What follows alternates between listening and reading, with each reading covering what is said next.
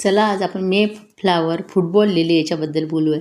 मे flower हे आहे ना, उन्हाळ्यात कडक गरमीमध्ये जेव्हा हे चटकदार रंगाचे फुलं येतात ना, जेव्हा बागेमधले सगळे फुलांची ग्रोथ कमी होते किंवा फुलं येणं बंद होतात, तेव्हा हे फुलं आपल्या बागेमध्ये एक शान वाढवतात असतात, म्हणजे एक सौंदर्य देत असतात. आणि ते आता बघूया मी काय करते. तर मी हे काम 10 दिवसाच्या पूर्वीच केलेलं आहे आणि तुम्ही मात्र आताही करू शकता. बल्ब काढून तुम्ही काही दिवस बाहेर ठेवू शकता, परत लावू शकता. असं केल्यामुळे तुमच्या बल्बला लवकरच फुलं येतील, कारण जेव्हा ते फुलांचा टाईम येते ना, तेव्हा हे फुलं बरंच लवकर तयार होतात, म्हणजे लवकर बरोबर येतात. तुम्ही जर नाही काढले तरी हे बल्ब बरोबर मे महिन्यात वर येतात आणि त्याला फुलं येतात. कधी कधी थोडं लेटसुद्धा होऊ शकते, असा माझा अनुभव आहे. आता बघा, मी हे पूर्ण प्लांट खाली काढले. बघा, एकाच्यात एकच बल्ब झाला आहे. मागच्या वर्षी एकाच्यात 2 बल्ब तयार झाले होते.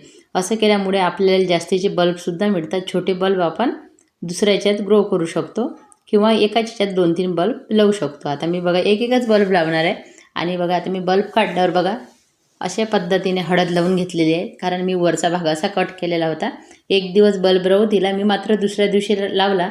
पण तुम्ही काही दिवस याला छान असं शेडमध्ये ठेवू शकता आणि नंतर लावू शकता.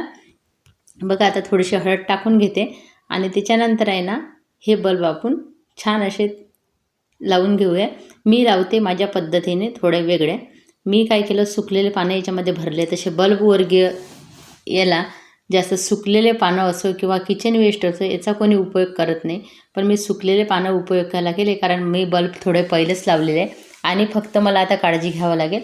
बघा, आता मातीमध्ये मी काय टाकलं, थोडीशी नीमखली आणि थोडंसं खत टाकलेलं आहे आणि वर्मी कंपोस्ट वगैरे किंवा शेणखत तुम्ही टाकू शकता.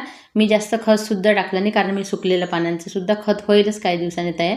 आणि बघा, अशा पद्धतीने थोडंसं चिमूटभर हळद, निमखली असं मिश्रण तयार करून या कुंड्यामध्ये भरून घेते. बघा, खाली तुम्हाला सुकलेलं पानं दिसत असेल. पहिले मी दोन्ही बल्ब 2 कुंड्यामध्ये लावत होते, पण आता मी म्हटलं एक जमिनीत लावून पाहू, कारण त्याचे पुढच्या वर्षी भरपूर बल्ब मला मिळतील. आणि हा बल्ब मी अमरावतीवरून फक्त एक आणला होता. आता काही ताईकडे आहे, कारण पहिलं आणलेलं माझं झाड ताईकडे होतं. आणि बघा, अशा पद्धतीने खाली लावून घेतलं. तुम्हाला माहिती आवडली असेल नक्की सांगा.